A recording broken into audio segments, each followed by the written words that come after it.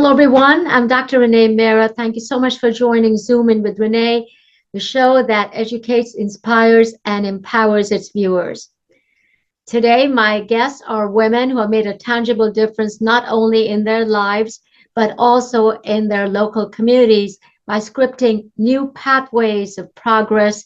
First, with Mrs. Indu Jaiswal.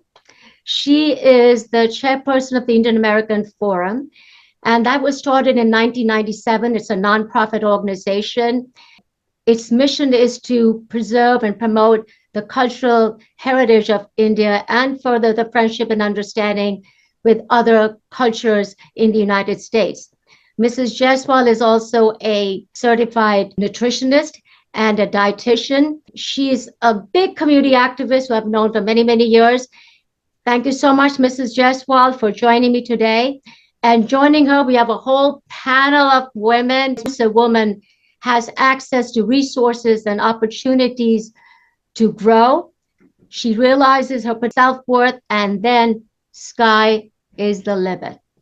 The impossible is done by women once they realize their potential. Joining me, we have Pinky Rangi, whose mother got the Lifetime Achievement Award from Indian American Forum. We have Dr. Preeti Mehta, she's a gastroenterologist. Dr. Mamta Shah, who's a board-certified pediatrician. We have Jyoti Gupta. We have Samjuta Arun Kumar. She's a golfer. She's a senior in high school. Dr. Bhavani Srinivasan, very active with API as well, Association of American Physicians of Indian Origin. Thank you all for joining. You all, I think we all have done so much in our fields of endeavor that congratulations to everyone. So I want to first go to Mrs. Jaiswal. Indian American Forum is pretty much your brainchild, started in 1997, and it continues to grow. And every year you salute a lot of distinguished women who have made such great strides in their area of work, whether it's health, education, or whether it's culture, you name it. And these women are their masters of courage and dedication and commitment. Good evening to all of you. Thank you so much for inviting us to participate in this discussion and honoring and inviting our honorees to talk about their achievements. As you know, March is Women's History Month, and we started this program almost 13 years ago. And when you see our brochures, when you see our honorees, present and past honorees, like your opening statement, they are all trailblazers in their own field. They are continuing to help the community and continuing on the success of excellence in their areas. We every year we want to honor and salute our members of our community from different areas, and you see our panel of honorees each year that we honor and salute, and that is very, very important. And that gives encouragement to other members, to come forward. And now another good achievement that we have is that we are bringing in young achievers. And for the last several years, we always have a high school honoree, and you will see that even from our brochure, you can see these young girls, how well they are doing in their school, and then they're going into college. We have Mrs. Shami Singh, and she's an integral part of the Indian American Forum and plays a very pivotal role when we are honoring women who are making strides. Mrs. Singh, tell us how you define success. I'm a gala chairperson of this organization, and I'm a past president of Nargis Dutt Foundation. Okay, and the thing is, you have to have positive attitude. And like when you do the social work and you were trying to help anybody in these organizations, you get all kind of negative vibes from people. Okay, but the thing is, you have to have a confidence in yourself and positive attitude, and keep your chin up and to keep on doing your work. And that's what I feel. And that's what I was taught by my father, that this is the way to live. And and keep smile on your face and carry on with your life. And that's the best thing I learned from my parents. And this is what I do all the time. I help, try to help. I'm not saying that I try to help. I work directly with Sunil Daji as well when he was alive, and we did help a lot of patients in India to get them cured from the cancer and things like that. But I'm myself is a cancer survivor. Okay, and with this organization, I always look up at Induji, and I call her Jhansi Ki Rani because she's non-stop. She's working, helping other people, helping all the organization, which is amazing. And I look up to her all the time. Thank you. I want to go to Dr. Preeti Mehta, who's a gastroenterologist at the North Shore Manhasset Hospital. March was a colorectal cancer awareness month. So we're talking about preventive care, early intervention for everyone. And they are aware that it's important to have annual screenings, especially if one has a genetic predisposition. So share your thoughts on this, because this is a very important issue for especially communities of color, because many times they're not aware, they don't have access to early care. Yeah, thank you so much. I am a gastroenterologist. I'm a private practitioner at Digestive Disease Care, mostly. But obviously, the most important thing that I wanted to relay is colon cancer certainly is a type of cancer which involves the large intestine, and it is probably the most easily detectable as well as preventable cancer compared to all the other cancers. Out of the United States, colorectal cancer is the third leading cause of cancer-related deaths, and we know that early detection can significantly increase the chances of successfully treating colon cancer.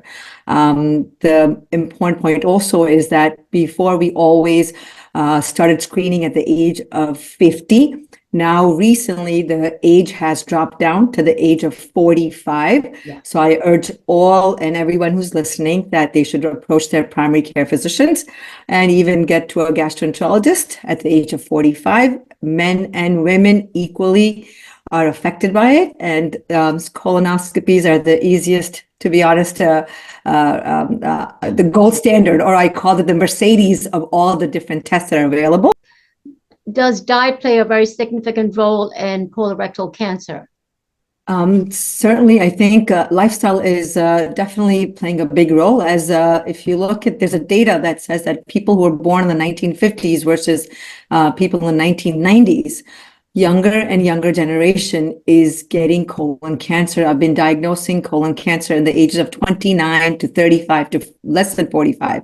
And one of the factors is diet. We are eating a lot of processed foods. As they say, it's better to eat home cooked meals. It does make a difference. So processed foods, also physical.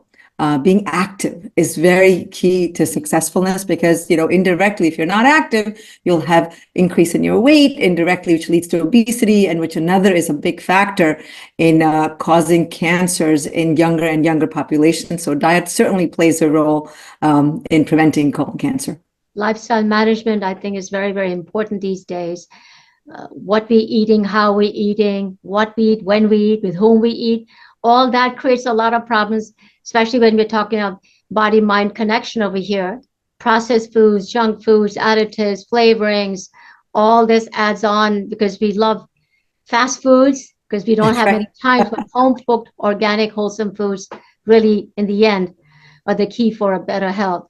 My procedures, all my patients like, so what should I do next? I said, listen, the most important thing is if you could try to be more of a vegetarian, more grains, less red meat, more exercise, and you get your 64 ounces of water, I think you're already saving yourself a little bit of a risk factor towards these cancers. We need to have an organic food revolution soon. That's how we work it out. I think we are moving towards plant-based. Yeah. Dr. Bhavani, let's talk about you, because you have done a lot, especially with women's health. Tell us what pathways you're creating for women so that they can be empowered. The real leader is one that empowers others to become leaders. Wonderful. Thank you, Renee, for inviting me on this show. And congratulations to all the women whom you are interviewing and about to interview. Yes, and this is a very interesting question. I should say that right from the beginning, I was the first woman in my family to go for medicine, as a matter of fact. So we start right there. So my grandmother was so delighted. She gave me a pair of diamond studs when I graduated from med school. And then I was first in my family, to study both in England and then in the US. I came here subsequently, for further training. I could also say that I was the first among American Academy of Pediatrics. We were the first folks to introduce bike helmets for children. So that went through the legislature, and we had it passed. And that's why you see kids now that it's mandatory for them to wear bike helmets when they are doing all those sports activities. Fast forward, in Suffolk Pediatric Society, I was the first Indian American woman and the first woman president there. Subsequently, they did have other women, but I was the very first woman to start that, and the only Indian American to be on that panel. And in API of Queens and Long Island, I'm the only woman president so far in its 28-year history. I'm the only woman who has held that position.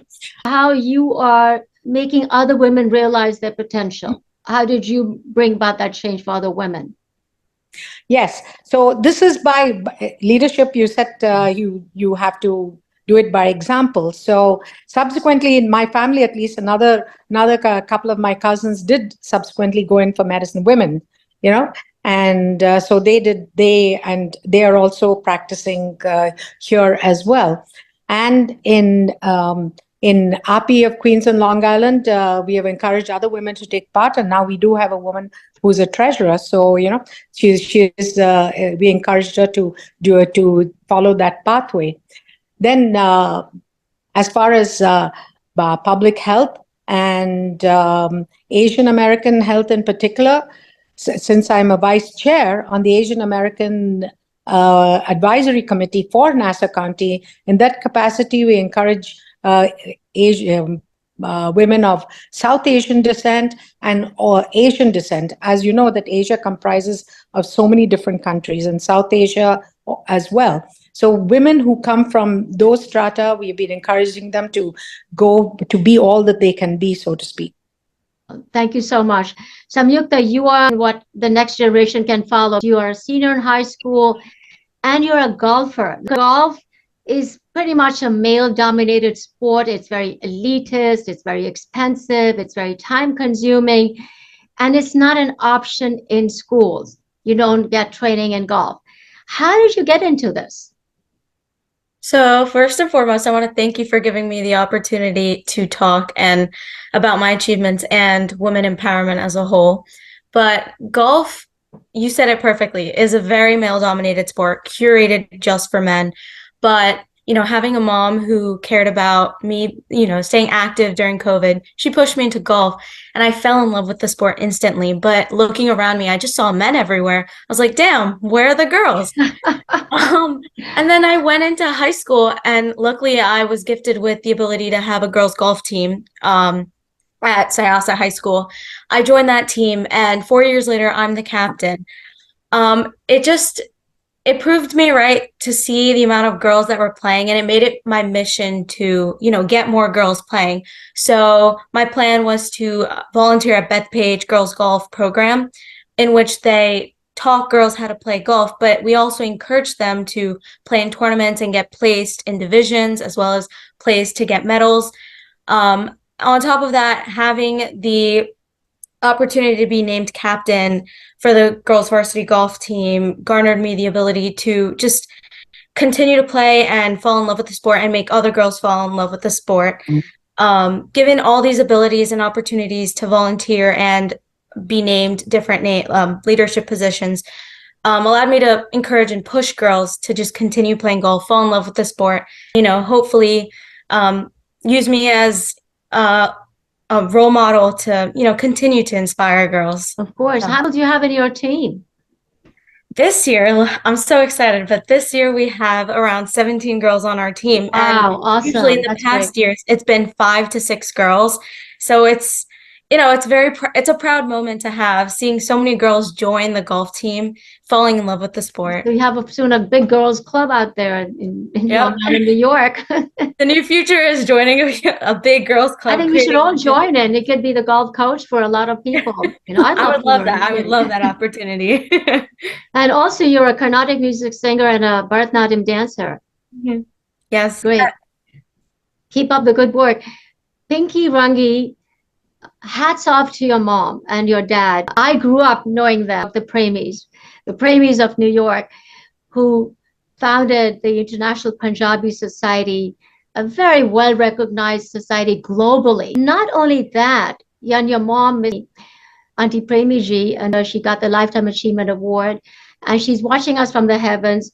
Great sense of humor, and a very big humanitarian. So many new immigrants would come, especially, when you're straddling between two cultures, coming from a different country, you need a place, you don't know who to go to. Premies were there all the time with a great hospitality. You even had in the Punjabi society great dignitaries, including the former president of India, Yani Jail Singh ji, and also former Prime Minister, Mr. I.K. Gujral. Correct. Share some of those narratives of your mom and dad who were always out there for everyone. And I remember emceeing one of their shows as a teenager. Well, thanks for having me on the show to honor my mom. Today is actually her second death anniversary. Oh my God. Coincidentally, yes. But, lovely human beings, very respected, very well known. They came here in 1964 by ship. It took us 35 days as a family to come here. My father worked for the Indian government. He worked there for 7 years and then started his own business. I think they made it their mission to take care of the community. My dad and my mom both put together, made sure that everybody in the community was comfortable. They brought people home that we didn't even know. We kept them here for weeks, months. It didn't matter. It was anything to help out our community. My dad also was a very big part of all the Indian organizations, be it Gujarati, Sindhi, Muslim, Sikh, Hindu. He was part of every organization to make sure he could help. And my mom was right there behind him. He was part of the consulate. My dad also was very instrumental in bringing many people sitting at the airport, had nowhere to go, brought them home. He also started the first Gurdwara in Richmond Hill, where my mom did a lot of seva.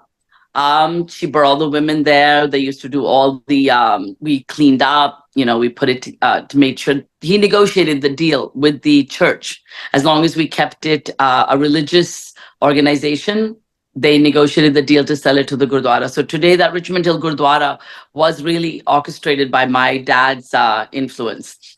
But yes, my mom cooked meals for any bachelor, anybody who had not had a home cooked meal. They made sure they fed everybody. They brought communities together. They did many parties just to make sure everybody met each other. I think that did a lot for the community. They didn't empower only women. My mom didn't only empower women. She empowered the whole community. Yeah. And yes, she had a sense of humor. She was the center of a party. She got along with every age group. It didn't matter. You were a younger one. She just entertained. She just kept everybody happy. She had a great spirit about life. I don't even know what else to say. I know you've met her, but anybody who did meet her had nothing but warm feelings. She made you feel like you were always loved. You were the most special person ever. We all loved her. Yeah. The whole community knew Auntie Premi. Everybody was in New York knew her. Thank you for continuing her humanitarian spirit, because that's what it's all about in the end. Because success is not just, you don't define success by being a successful career person. It's more than that. I feel success is when you're inwardly happy because you've helped people.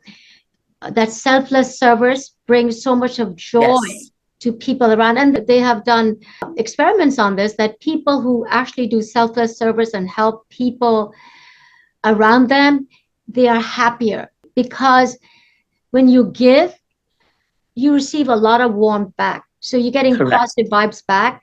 So I believe very strongly success is defined by your inward happiness and the selfless service you do, making lives happy.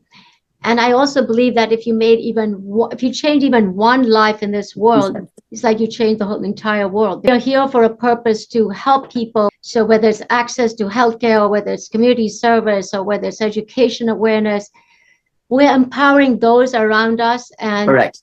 And that's what success for me is all about. And I'm going to ask now Dr. Mamta Shah, what is success for you? You have done so much for Jainism. You have promoted it on over 250 shows called Mangalam. Even as a board certified pediatrician, you have been there for the young generation.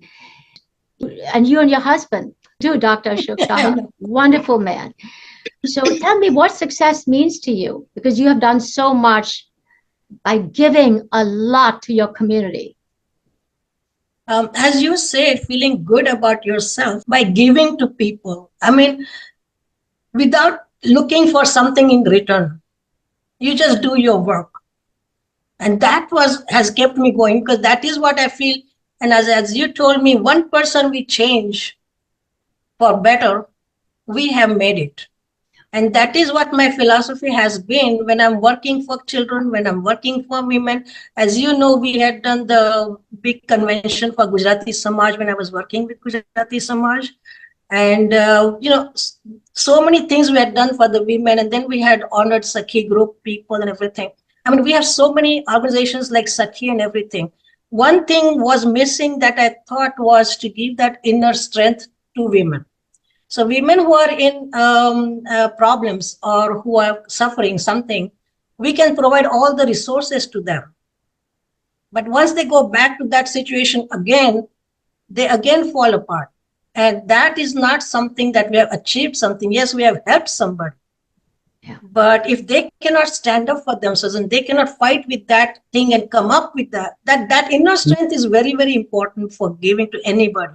And that is what I think, if I have done that to I think I have seen somebody who is children, I have worked with children, and I have seen the differences I have made in people's lives and children's lives, and also in the women I have seen.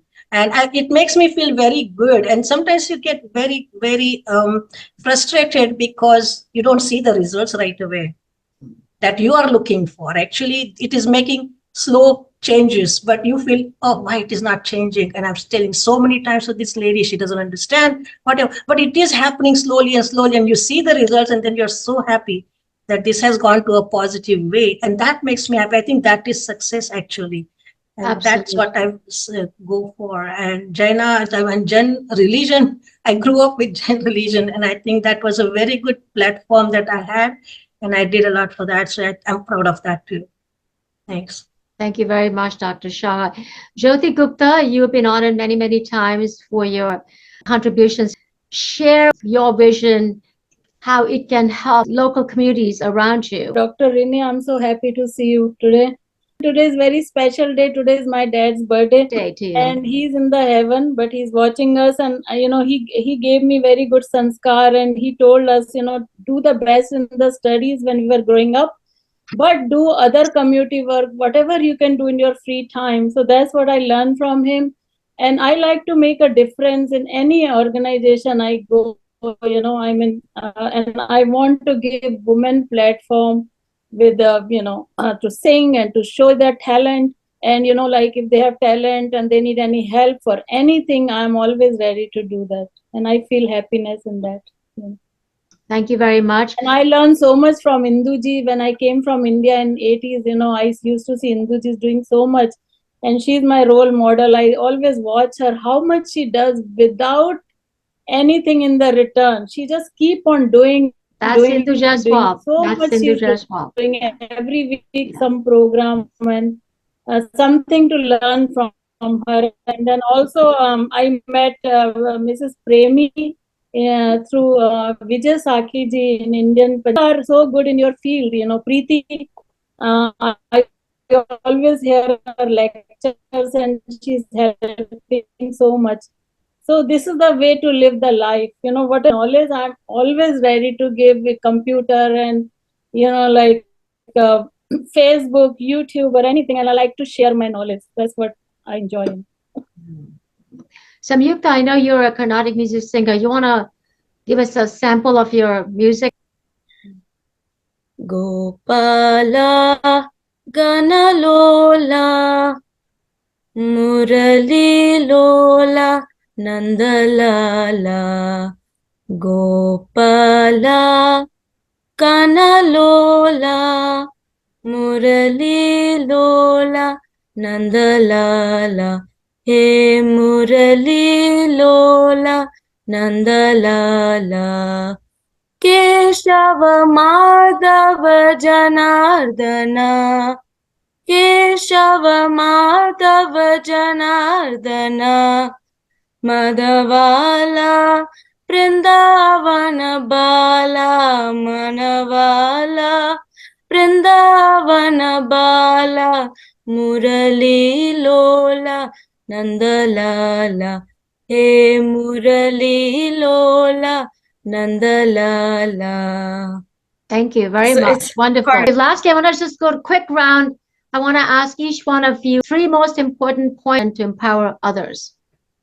To empower others, you need to have, diligence because it's a hard task. You need to also have self-love. I think you can't give love and empowerment to others without loving yourself, or share that kind of love without loving yourself. And my third would just be having kindness and empathy. Pinky. Confidence, determination, and kind-heartedness. Dr. Preeti. I would say perseverance, hardworking, confident, and wake up every morning saying that you could do something good for someone else. Yeah. Jyoti Gupta.